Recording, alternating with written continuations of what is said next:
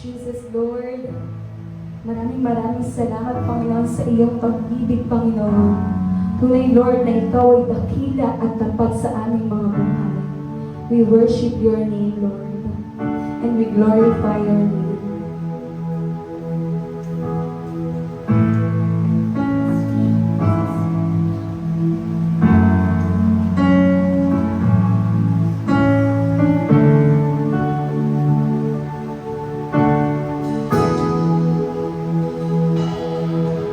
Sayang kay buti ng ating Panginoon, magtatapat sa habang panahon,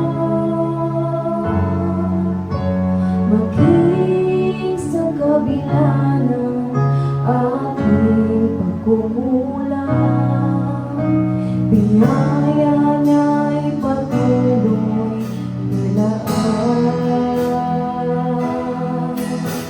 Katulad ng pagsinag ng gintong araw, patuloy siyang magbibigay ng law. Kaya sa puso ko ng pangin, katapatan niya'y aking pupurihin.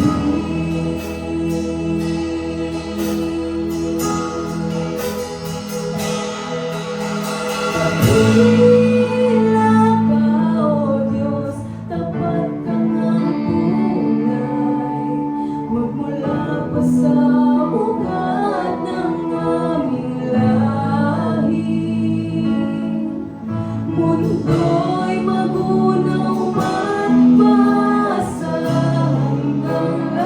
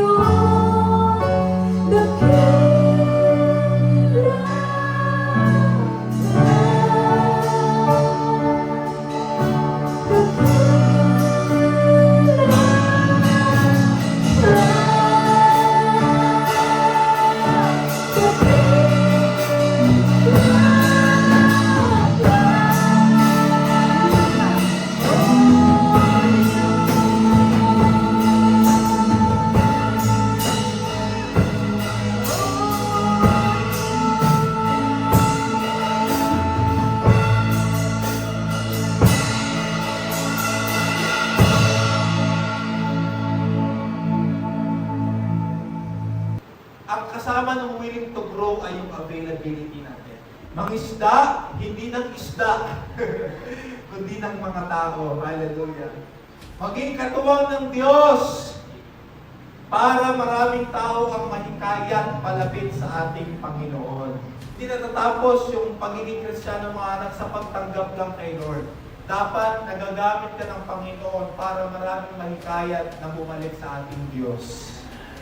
Kahit hindi ka pastor, kahit hindi ka primary 12, kahit hindi ka 144 leader, as long as naniniwala ka na si Jesus Christ ay Diyos at tagapagligtas at Panginoon, kabilang ka na sa mission ni Jesus Christ. Hindi mo kailangan ng posisyon para magamit ni Lord. Hindi mo kailangan ng kahit na anong mga titles para magamit ng Panginoon. As long as willing kang sumunod, willing kang mag-grow, at willing kang mag-multiply, kaya mong ipagamit yung sarili mo kay Lord. Hindi basihan ang galing. Amen ba? No credentials are needed. No educational background is needed. No titles are needed. No financial status is needed. Just a willing heart is enough to become Jesus' disciples. To deliver the Word of God, please welcome Pastor Joshua Ryan Taghoy. Good morning po sa bawat isa. Isang pinagpalang araw po at I hope and I pray na ang bawat isa po sa inyo ay masaya. Bawat isa po sa inyo ay nararanasan yung kapayapaan at pag-ibig ng ating Panginoon. Amen? Pero ba kamustahin yung katabi mo ngayon? Baka nagtatampo na yan sa'yo kasi di mo siya kinakamusta. Ayan. Hallelujah. Sige po, bago tayo magsimula sa ating pag-uusapan, samahan niyo muna ako manalangin. Panginoon, salamat po sa oras na ito at ina-acknowledge ka po namin sa aming pong kalagitnaan. Salamat, Lord, dahil ang salita mo ay nagbibigay ng inspirasyon sa amin, nagbibigay ng motivation sa amin, nagbibigay, Lord, ng transformation sa aming mga buhay. Kaya, Lord, kailangan po namin ang salita mo sa pang-araw-araw namin, Lord. Kaya naman, Holy Spirit, sa oras po na ito, bigyan mo po kami ng pangunawa, bigyan mo po kami, Lord, ng karunungan para yung salita mo ay hindi masayang sa aming mga buhay. Maraming pong salamat, Holy Spirit, at patuloy ka namin tinataas, O Diyos. We love you, God. In Jesus' name we pray. Amen and amen. Again, good morning po sa bawat isa. At ang pamagat po ng i-share ko sa inyo ngayon ay, Nay, Tay, paano ko po kayo mapapasaya?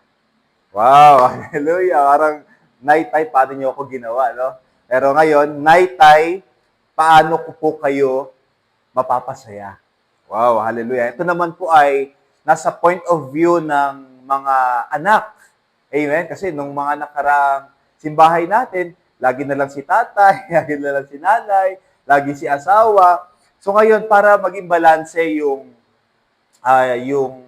approach natin sa bawat tao, kailangan ma-touch din natin yung mga kabataan, mga anak natin. Amen? Kaya, Nay, Tay, paano ko po kayo mapapasaya? Hallelujah. Kung katabi mo ang magulang mo, anak, pakisabi naman yan sa iyong parents. Nay, Tay, paano ko po ba kayo mapapasaya? Siguro, kapag tinanong natin yung ating mga parents, may mga isasagot sila at posible na hindi pare-pareho ang sagot nila. Amen? Pero naniniwala rin ako na kapag ang isang magulang ay ang isang mabuting magulang ay tanungin ng kanyang anak kung paano siya mapapasaya, hindi to magsabi ng mga material.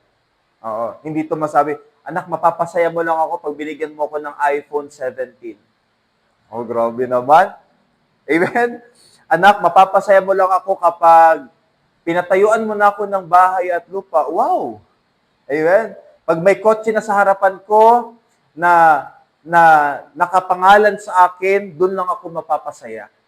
Wala namang mabuting magulang na magsasabi ng ganyan or sasagot sa kanyang anak ng mga bagay na yon. Amen?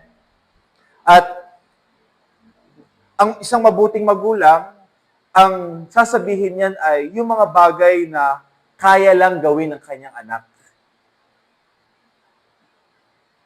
Amen po ba, mga parents? No, hindi naman po kasi tayo mga demanding masyado. Amen? Kung mabigyan, mga ganong bagay, salamat. Kung wala, salamat pa rin. Mahal pa rin namin kayo. Amen? Pero sa ating mga anak, paano naman kaya natin sila mapapasaya? Amen? Dati, nung ako ay, of course, bata pa, binata, nasa edad kung saan yung kapilyuhan talagang matindi pa, napakakulit, matigas ang ulo. Ando doon ako sa kaisipan na parang alam ko na ang lahat. Amen? Parang alam ko na ang lahat. Kaya pati sa magulang ko, hindi ako nakikinig. Pag sinabing, wag dyan, sige pa rin. Kumbaga yung utak ko dati, baliktad. Pag sinabing wag, ang pagkaunawa ko doon, sige. Pag sinabing bawal, ang pag-unawa ko doon, pwede.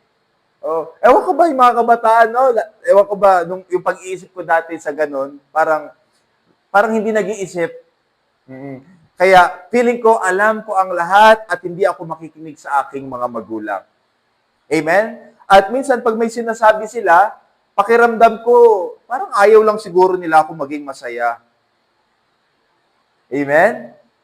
Mga kabataan, ganyan din ba ang nararanasan ninyo or nafe-feel ninyo? Or kung kayo man ay medyo nasa kaedaran ko na, dumating din ba kayo sa ganung point na parang akala ko dati ayaw lang ako ng magulang ko na maging masaya? Amen? Or minsan naman, parang pakiramdam natin, hinihigpitan lang talaga nila tayo sa wala. Amen? Or minsan, ang pakiramdam lang din natin ay hindi nila nauunawaan yung mga bagay na gusto nating gawin.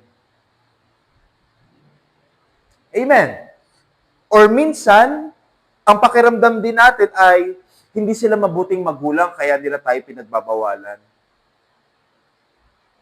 Kaya ang ending, amen? Kaya ang ending, mas sinusunod natin yung mga kagustuhan natin or yung mga naiisip natin kaysa sa mga sinasabi ng magulang natin. Alam niyo po, ganito po yan. Para mapasaya ang magulang, hindi po yan sa hindi yan sa mga material na bagay or even financial. Hindi yan sa mga bagay na po pwede natin ibigay sa kanila na pwede nilang hawakan or ma-enjoy. Amen? Dahil sabi po sa mga Kawikaan, chapter 23, verses 19 hanggang 25, sabi po dito, anak, maging matalino ka at pag-isipan mong mabuti ang iyong buhay. Amen? Ang mensahe po na ito ay ina-address sa mga kabataan. Amen? Sa mga kabataan, para hindi po sila maligaw ng kanilang landas para sa kanilang pagtanda, ay maging maayos yung kanilang buhay. Ito po ay karunungan. Amen? Ito po ay karunungan. Kaya, dapat itong yakapin at unawain ng mga kabataan para yung kanilang buhay ay maging maayos. Amen? So verse 19, again, anak, maging matalino ka at pag-isipan mong mabuti ang iyong buhay. Verse 20, huwag kang makikisama sa mga lasenggo. Amen? Pakisabi sa katabi mo kung palainom yan. Kung palainom yan. Sabi ng Bible, huwag kang makikisama sa mga lasenggo. At sa masisiba sa pagkain. Grabe naman. Then verse 21. Bakit kaya? Amen? Bakit kaya bawal? Then sabi sa verse 21, pagkat sila'y masasadlak sa kahirapan at darating ang panahong magdadamit ng basahan. Kaya pala sila iniiwas. Kaya pala ang kabataan ay iniiwas sa mga lasenggo o sa mga masisiba sa pagkain kasi maaaring dumating ang araw na masadlak sila sa kahirapan at darating din ang panahon na magdadamit daw sila ng basahan. So in short, hindi magiging maganda ang buhay kapag sumasama sila sa ganong mga tao. Amen? Then verse 22, pakinggan mo ang iyong ama na pinagkakautangan mo ng buhay. At huwag hahamakin ang iyong ina kapag siya'y matanda na. Verse 23, hanapin mo ang katotohanan, karunungan, at unawa. Pahalagahan mo ang mga ito at huwag pababayaang mawala. Verse 24, ang ama ng taong matuwid ay puno ng kagalakan. Wow, hallelujah. Ipinagmamalaki ng ama ang anak na matalino. The last verse, sikapin mong ikaw ay maging karapat-dapat ipagmalaki ng iyong mga magulang at madudulutan mo ng kaligayahan ang iyong ina. Hallelujah. So, sinasabi na dun mismo ng verse na hindi kayamanan, hindi mga bagay, hindi mga achievement sa buhay ang makapagbigay ng kagalakan sa ating mga magulang. Amen po ba? So maliwanag po na sinabi ng Biblia kung ano-ano yung mga bagay na makakapagpasaya sa kanila. Amen? So yung sinasabing, Nay, Tay, paano ko po ba kayo mapapasaya? Nako, dito natin yung matatagpuan sa Kawikaan chapter 23, verse 19 hanggang 25. Amen? So pag-usapan natin ito. Pag-usapan natin kung paano nga ba na ang isang kabataan or isang anak ay makapagbigay ng kasiyahan sa kanyang mga magulang. Amen? O kasi dapat tayo mga anak, hindi rin tayo yung bang napaka self-centered in a way na ang gusto lang natin, tayo ang laging pasayahin ng magulang natin. Amen? Na kapag sinabi ng anak, gusto ko mag-aral sa ganitong paaralan. Kailangan ko ng ganitong gadget. Kailangan ko ng mga ganitong bagay. Ang gusto kagad natin ay ma-provide yun ng parents natin. Amen? Dahil feeling natin, masaya tayo doon at mahal tayo ng magulang natin pag pinaprovide yun sa atin. At syempre, dahil ang mga magulang natin ay mabuti, mabait, at ang desire din talaga nila ay maibigay ang lahat sa atin, talagang pagsumikapan nila yon. Amen? Pero paano naman yon mga anak? Paano naman yon mga kapwa ko anak? Paano naman yon na tayong mga anak ay makapagbigay din ng kasiyahan sa ating mga magulang? Amen? So yan po ang pag-uusapan natin. Paano makapagbibigay ng kasiyahan ang isang anak sa kanyang mga magulang? Hallelujah. So, sige po, sa unang punto natin, verse 19, anak, maging matalino ka at pag-isipan mong mabuti ang iyong buhay. So, unang punto, maging matalino sa mga desisyon sa buhay. Kung gusto mong mapasaya ang iyong mga magulang, ang iyong ama, ang iyong ina, anak, maging matalino ka sa mga desisyon mo sa buhay. Amen? Alam ng mga magulang natin na isang araw, hindi natin sila makakasama.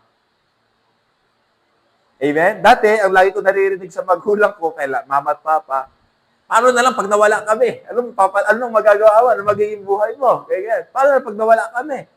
Aasa kayo sa mga tao. Aasa kayo sa ibang tao, ganito, ganyan. Yung bang paano na lang pag nawala kami? Amen? So, ang gusto ng mga magulang ay, sa panahon na sila ay umabot na sa hangganan na sila ay kailangan ng sumama kay Lord at ikaw ay manatili dito sa lupa, ang gusto nilang mangyari or makita or maiwan sa atin ay, yun bang maiwan nila tayo na merong matinong pagdedesisyon sa buhay natin. Amen? Anak, maging matalino ka at pag-isipan mong mabuti ang iyong buhay. Amen? Darating ang araw, ngayon siguro kasama mo yung parents mo, nakakapag-consult pa tayo sa kanila, Mapa, ganito ganyan, ano po bang gagawin ko, Mapa, paano ito? Pero darating ang araw, hindi mo na sila kasama at paano ka magdedesisyon sa buhay mo. At ang gusto ng magulang mo ay kapag ka sila ay wala na sa tabi mo, panatag sila. Amen? Panatag sila na itong anak na iniwanan ko, kaya niyang mag-survive, kaya niyang maging mabuting tao, kaya niyang makapunta doon sa magandang plano ng Diyos dahil siya ay naturuan ko na maayos. Kaya anak, makinig ka talagang maigi. Amen? Huwag kang magre-rebelde sa magulang mo. Para matuto kang magdesisyon sa buhay ng tama, ang kailangan mo munang matutunan ay ang makinig sa magulang mo. Lalo kung ang magulang mo naman ay, siguro hindi naman perpekto lahat ng magulang. Amen? Pero naniniwala ako na meron at meron kang matututunan sa magulang mo. Amen? Pero kung ang magulang mo naman ay talagang mabuti, amen? Magandang ehemplo, naku kapatid, huwag kang magsasayang ng panahon para hindi sila pakinggan. Amen po ba? Kung gusto mong maging maayos ang buhay mo, kung gusto mong mapasaya ang magulang mo, matuto kang maging matalino sa mga desisyon mo sa buhay. Amen. Yung desisyon, kapatid, na dadalhin ka sa magandang resulta. Yung desisyon na ikakabuti at ikakalago mo bilang isang tao. Amen. Dahil hindi lahat ng pagdedesisyon natin ay ang ending maganda. Ang ending tama. Kaya kailangan, kung magdedesisyon ka, maayos at sa ikabubuti mo. Amen po ba? Hallelujah. So, yung desisyon din na hindi ka mapapahamak, kundi maglalagay sa iyo sa magandang lugar. Darating ang araw, ikaw na lang ang magdedesisyon yan at hindi mo kasama ang magulang. Kaya dapat, habang kasama mo sila, kunin mo ng kunin lahat ng dapat mong kunin. Matutunan mo lahat ng dapat mong matutunan. Para pag ikaw na lang, panatag sila, masaya sila. Na itong anak ko, yung sasabihin ng magulang mo sa ibang tao, kahit kunin ako ng Diyos, panatag ako kasi yung mga anak ko maayos magdesisyon sa buhay. Wow, hallelujah. Amen? Amen po ba? Hallelujah. So mga anak, maging matalino sa mga desisyon sa buhay. Hallelujah. Pangalawa, verse 20 hanggang 21, huwag kang makikisama sa mga lasenggo at sa masisiba sa pagkain. Verse 21, pagkat sila'y masasadlak sa kahirapan at darating ang panahon, magdadamit ng basahan. So, yung lasenggo at masisiba sa pagkain ay tumutukoy ito sa uri ng tao. Amen? So, yung lasenggo, ibig sabihin, sila yung tao na mahilig sa pag-inom ng alak hanggang sa sila ay malasing. At yung masisiba sa pagkain, same din na mahilig naman din sa pagkain kahit na sabihin natin, puno pa yung tiyan, busog pa, pero kain ng kain. Tumutukoy ito sa tao. Amen? So, yung verse 20 to 21 ay tumutukoy doon sa mga tao na dapat mong samahan. Mga tao na hindi mo dapat samahan. Amen. Kaya sabi dito, huwag kang makikisama.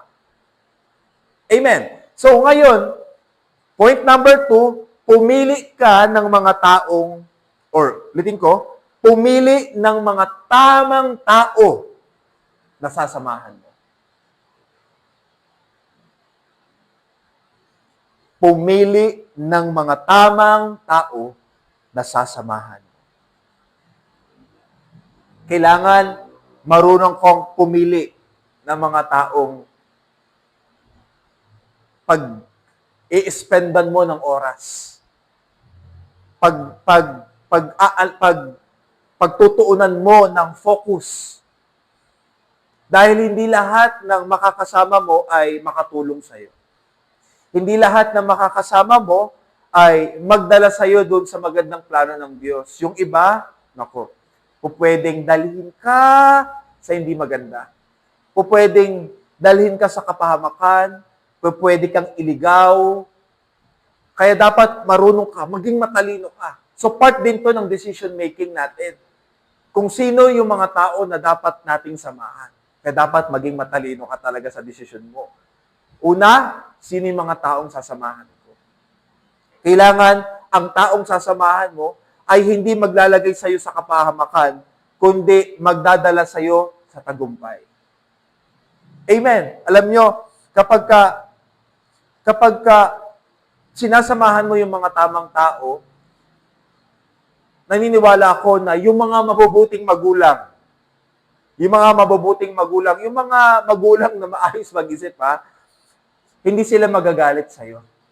Kundi, mas ikagagalak nila yon. Bakit? Kasi yung mga taong sinasamahan ng anak ko, alam ko na mabubuti at hindi nila ito dadalhin sa kapahamakan. Meron akong handle dati doon sa QC na nung kami ay nag-cell group, nagko-close cell na, at minsan parang dumarating yung time na hindi siya pinapayagan ng kanyang magulang, especially nung kanyang mami, kasi ang reason, kasi nga, hindi pa kami kilala. Pero, habang nagpapatuloy yung ginagawa namin, close cell, yung gawain sa Panginoon, Sunday service, then dumating din yung time na kami ay nakakapag prayer gathering sa kanilang bahay as venue. Isang araw, parang siguro mga 4 na taon ang nakalipas or siguro, parang mga gumraduate na ako ng college.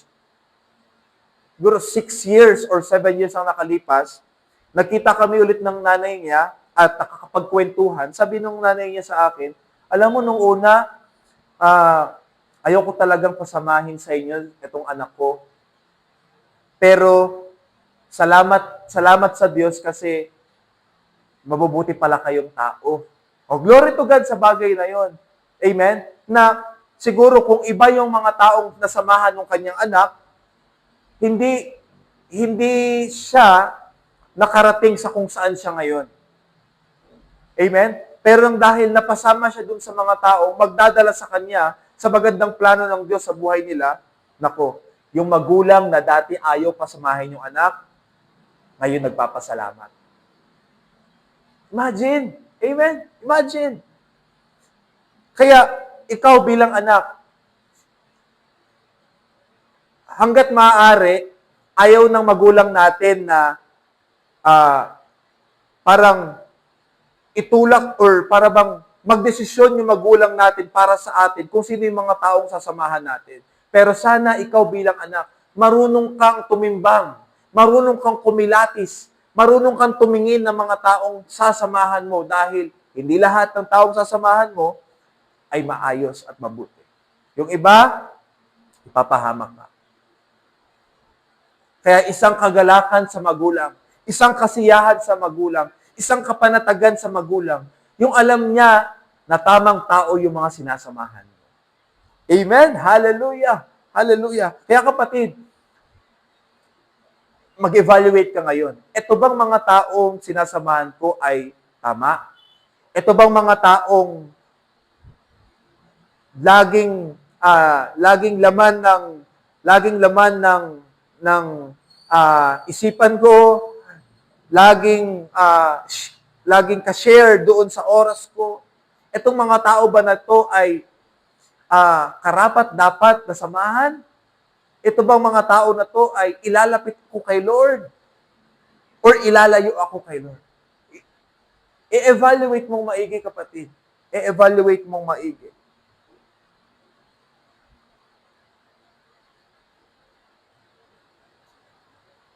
Amen po ba? Hallelujah. Pumili ng tamang tao. Gusto kong i-highlight yun, tamang tao. Pumili ng tamang tao na sasamahan. Then point number 3. Makinig sa iyong mga magulang at huwag silang hahamaki. Kawikaan chapter 23 verse 22.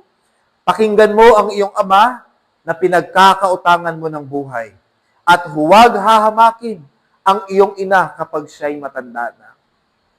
Ang mga magulang po natin ay regalo ng Diyos sa atin, although sila po ay hindi perpekto, gaya nating mga anak na hindi rin perpekto, pero both of us are a gift from God.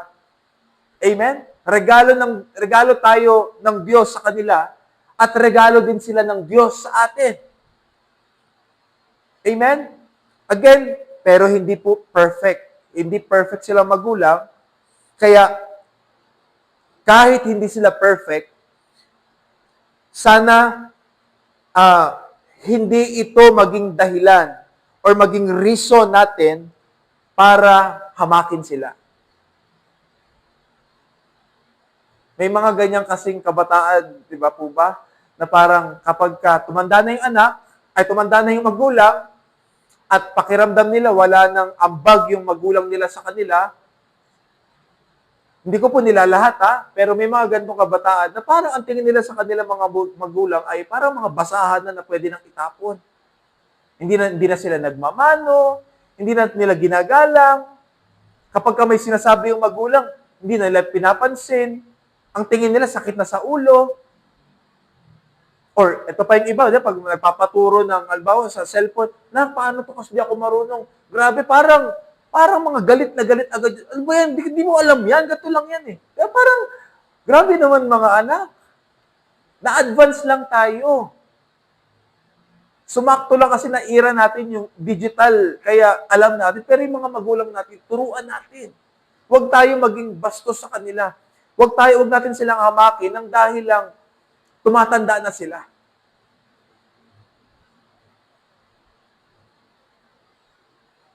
Amen.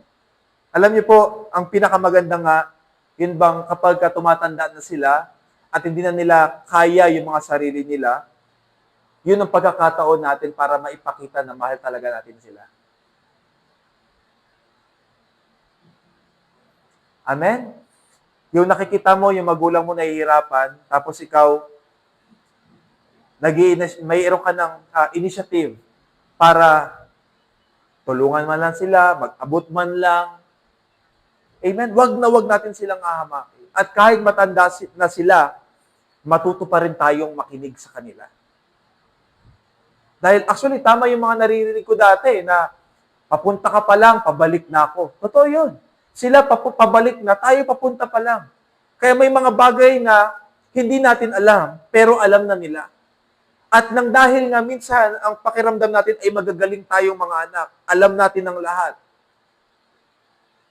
Para bang binabaliwala natin yung mga bagay na mapupulot natin sa kanila dahil ang tingin nga natin sa kanila ay mga minsan pabigat na lang.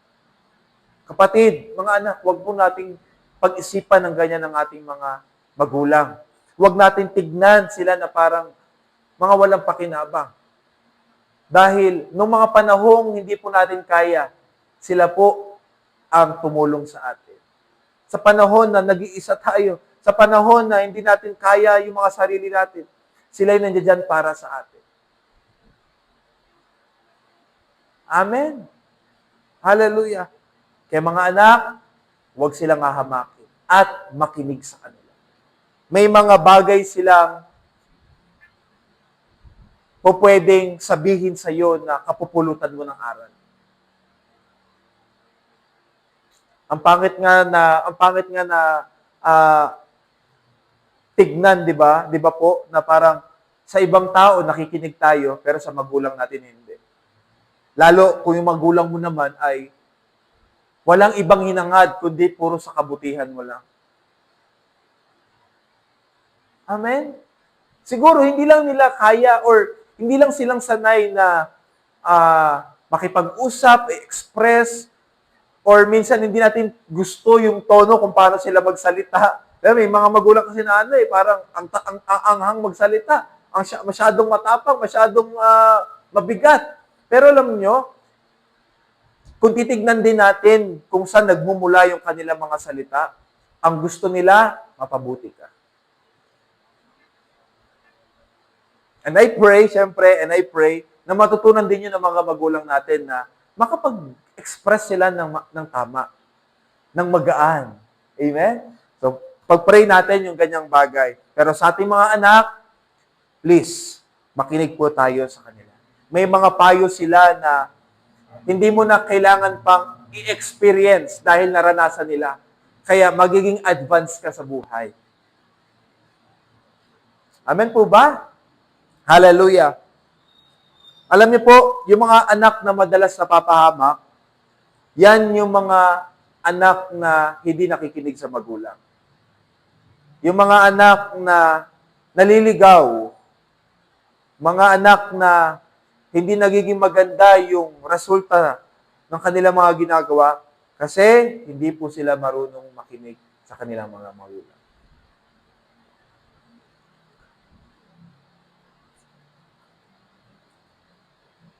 May pinapanood ako, hindi naman lagi, pag napapadaan lang sa feed ko sa Facebook, na ini-interview niya yung mga matatanda na galing kulungan. Then, nasabi nila yung experience nila at bakit sila napunta doon. At meron silang mga common na binabanggit kung bakit hindi naging maganda yung buhay nila. Sinasabi nila, naging rebelde kasi ako sa magulang ko. Hindi kasi ako nakinig sa magulang ko. Matigas kasi yung ulo ko nung kabataan ko eh. So imagine, kung marunong lang sana tayong makinig sa ating mga magulang, pwedeng mapaayos talaga yung mga buhay natin. Amen? So kapatid, lambing ko ito sa iyo. Kasama ng salita ng ating Panginoon na mahalin, igalang, at pakinggan ang ating mga magulang. Hallelujah. Mga taga-Efeso, chapter 6, verse 2-4, igalang mo ang iyong ama at ina. Ito ang unang utos na may kalakip na pangako. Na pangakong ikaw ay giginhawa at hahaba ang iyong buhay sa lupa. Verse 4, mga magulang, para balanse, mga magulang, huwag kayong gumawa ng mga bagay na ikagagalit ng inyong mga anak. Sa halip, palakihin ninyo sila ayon sa disiplina at katuruan ng Panginoon. Then pang-apat na punto, sa verse 23, hanapin mo ang katotohanan, karunungan, at unawa. Pahalagahan mo ang mga ito at huwag pababayaang mawala. Pang-apat na punto, magkaroon ng takot sa Diyos. Ang sinabi dito ay, hanapin mo ang katotohanan, karunungan at unawa. Alam niyo po ba, ang wisdom and even knowledge ay nagsisimula kapag ka ikaw ay nagkaroon ng takot sa Diyos. Amen?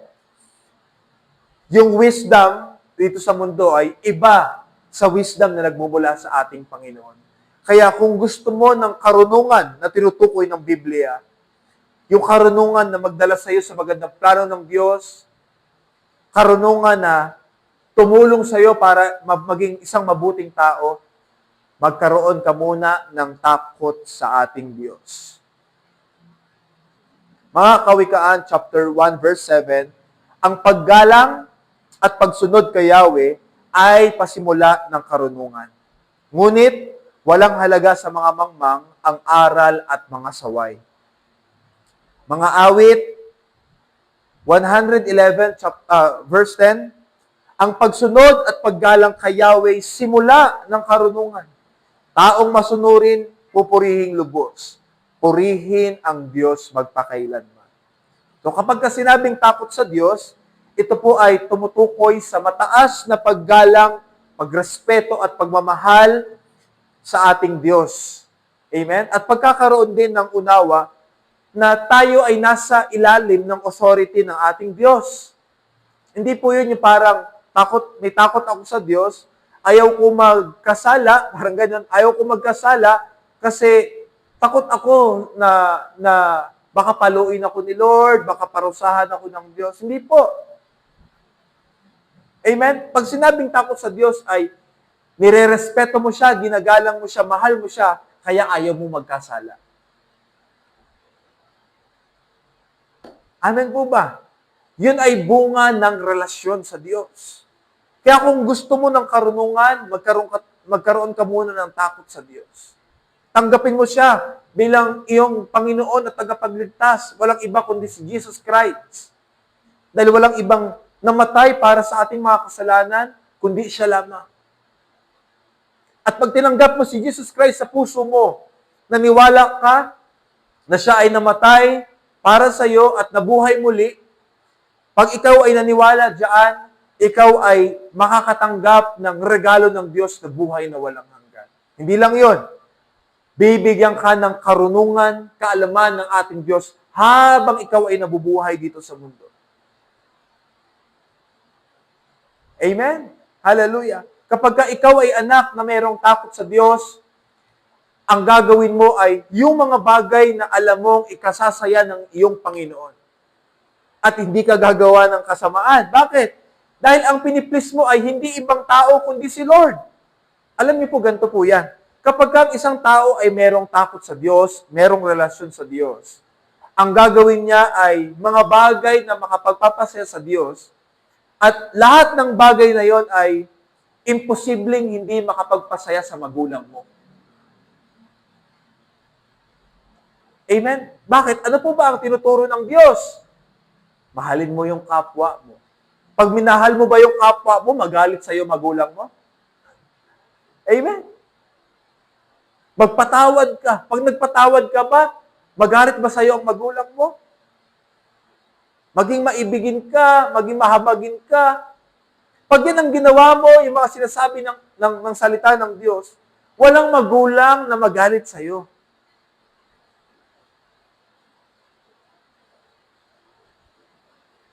Amen.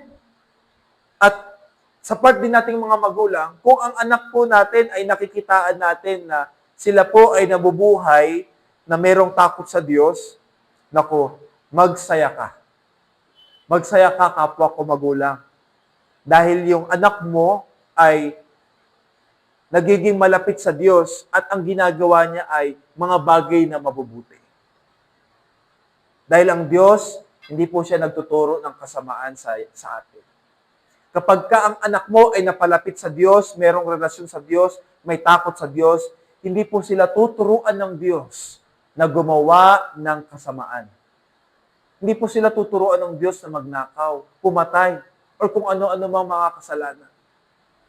Kaya magsaya ka, magulang. Amen? Kapag ang anak mo ay nagsisimba, ang anak mo ay napapalapit sa Diyos, lalo mong i-push yung anak mo. Amen? At pakiusap ko rin, huwag din tayo masyadong parang atat sa resulta ng pagbabago sa buhay nila. Amen po ba mga magulang? Yun ba parang isang linggo pa lang nag-church yung anak natin, ang gusto natin, bago na kagad sila.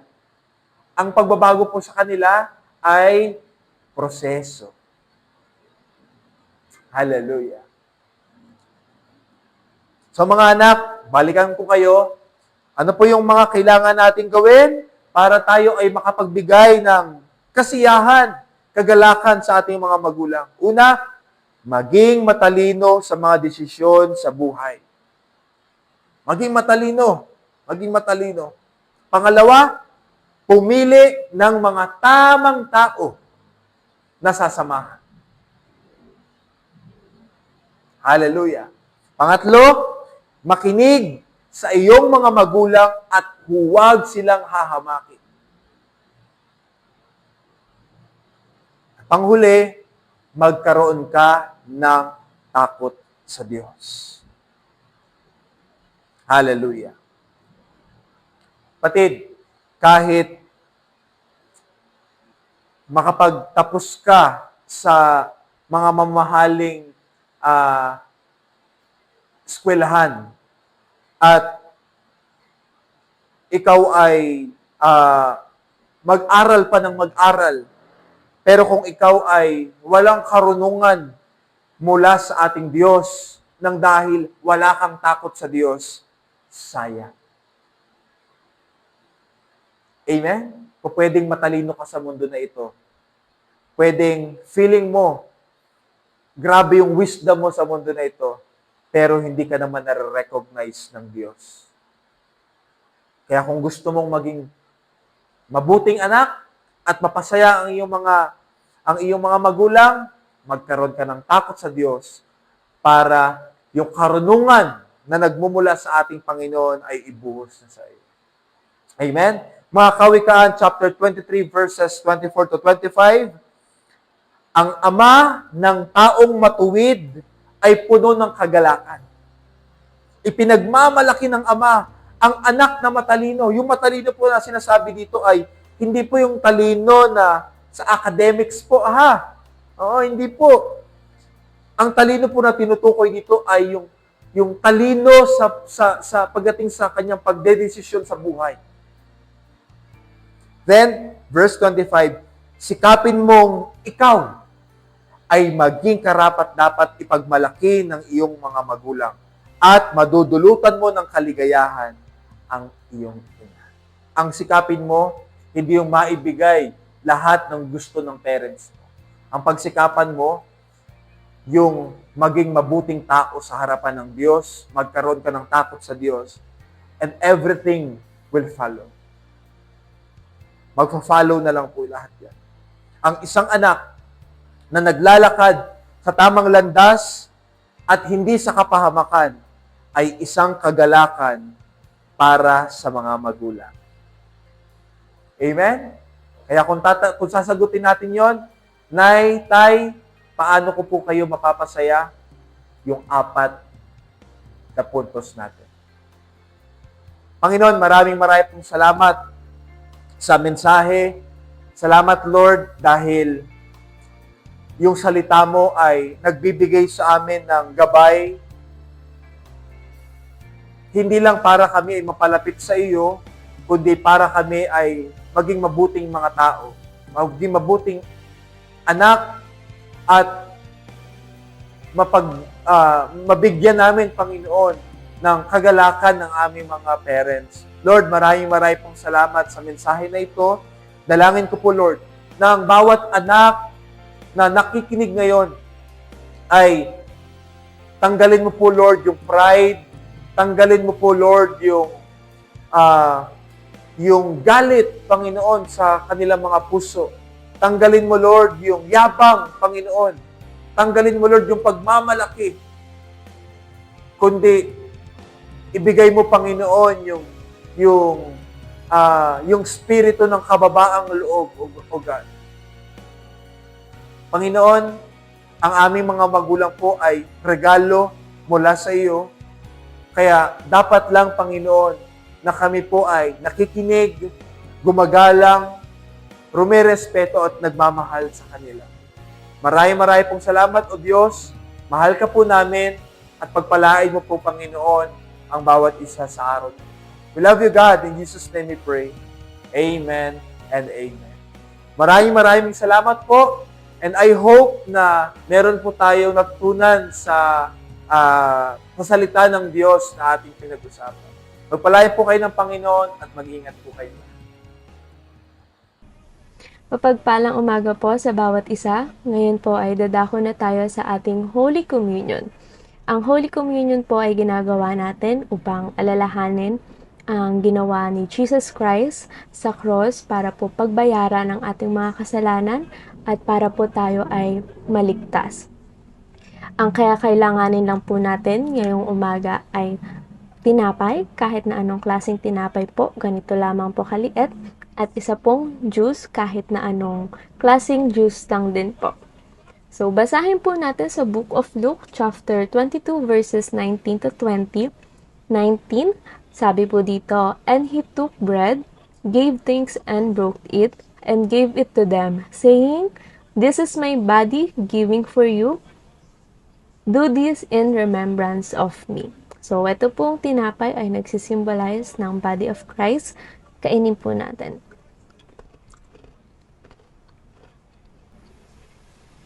Verses 20, "In the same way, after the supper, he took the cup, saying, 'This cup is the new covenant in my blood, which is poured out for you.'" So, ito pong juice or wine na hawak-hawak po natin ay nagsisimbolize ng blood of Jesus Christ. Inumin po natin.